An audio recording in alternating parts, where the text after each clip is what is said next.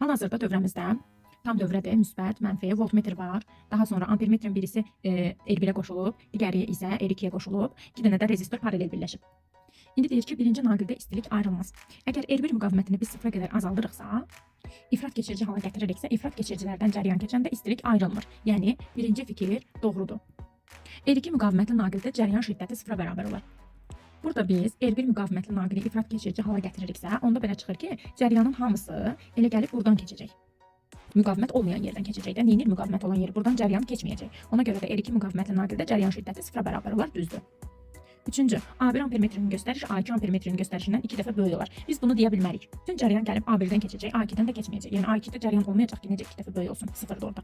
Bu yanlışdır. Dövrədə ayrılan güc sıfıra bərabər olar. Güc təkcə xarici müqavimətdən yox, həm də daxili müqavimətdən asılıdır.